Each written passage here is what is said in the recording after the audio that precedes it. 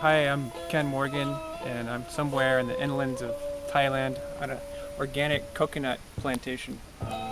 We're looking at a good portion of the 800 acres from up on the hill. It's a beautiful place. The owners are going to take us on a tour and tell us about what they've created here. So, how long ago did you start the farm here? 25 years ago. Wow. This was a completely forest area. I mean, we have the land title deed, but also most of the area are still not in use. A lot of big trees. We need bulldozer. We need a lot of heavy equipment to clear the land. But the land we acquired by that time was so cheap, so it make it worthwhile. Mm.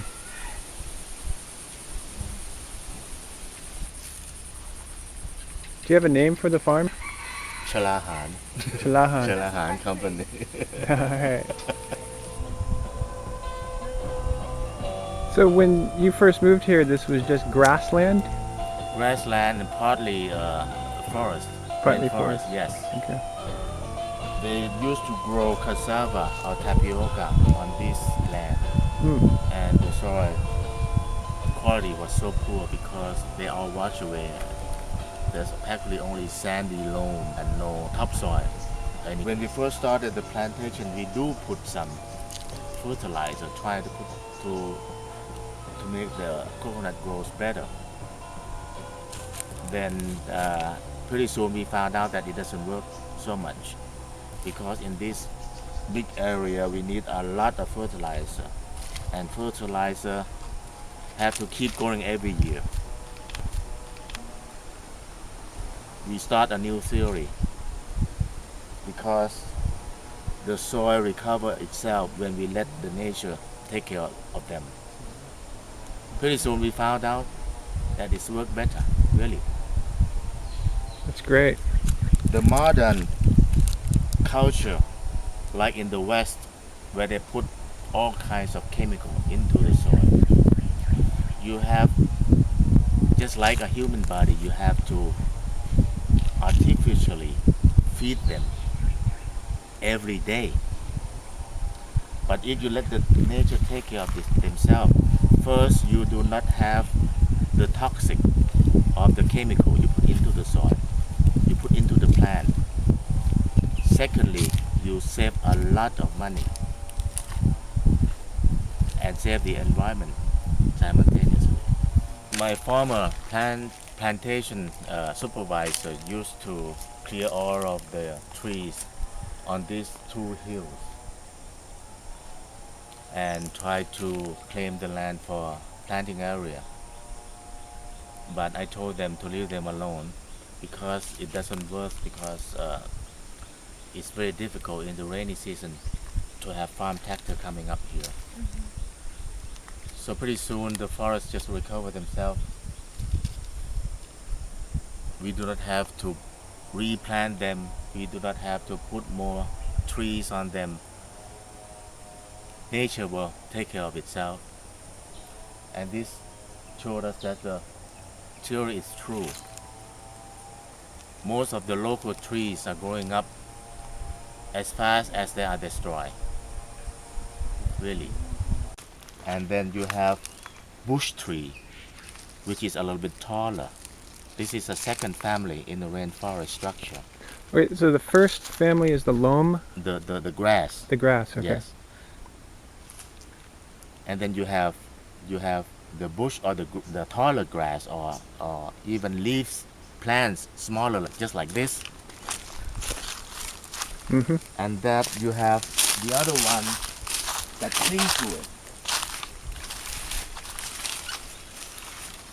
Vining plants. Yes. And then you have the trees. So if you have to put these three kinds of, at least 3 to 4 kinds of plants in one area, because it cover and are mutual benefit to each other. Big trees alone cannot survive in a rainforest because the soil is bare. Pretty soon the erosion will destroy the topsoil and the tree cannot stand, and no moisture, no food, no nutrition to feed them.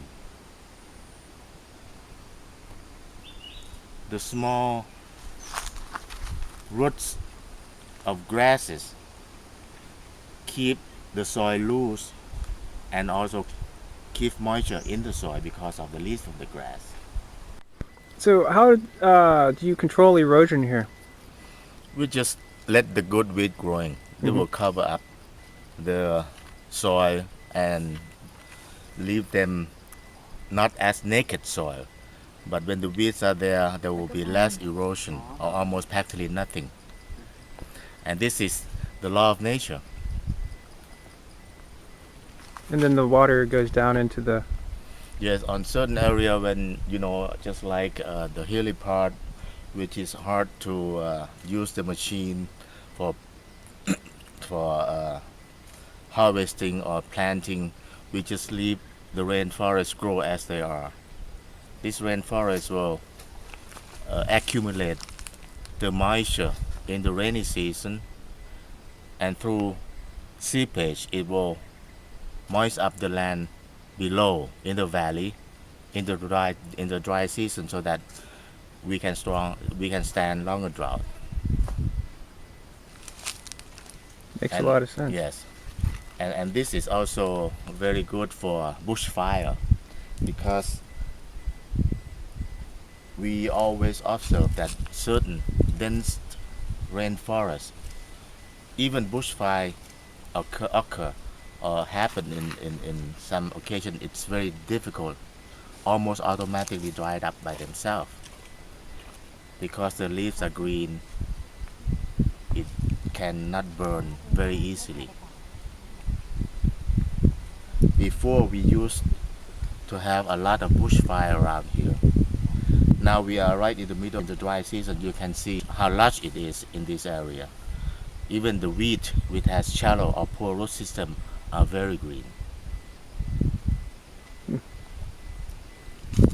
you have mushrooms growing in the soil?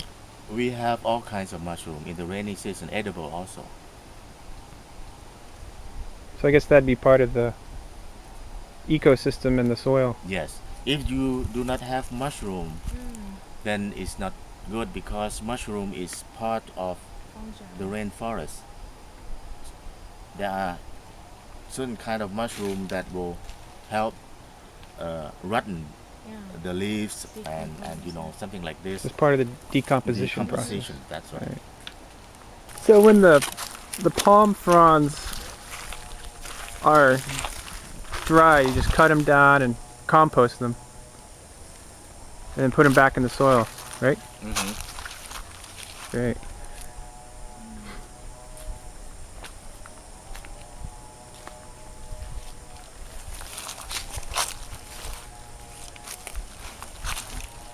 So you have your knowledge of all this is becoming lost. Actually, I'm a mechanical engineer. I have no idea, never studied plant agriculture, but just learning by observation and books. Good. And of course, in order to save money, if you have big area, you put fertilizer, chemical into this area, you might not be able to survive with the poor income.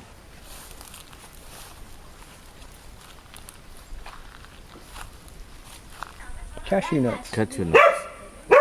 That's great. And what do you do with the cashew nuts? Sell them to the processor. They de-shell them and then sell them as finished nuts.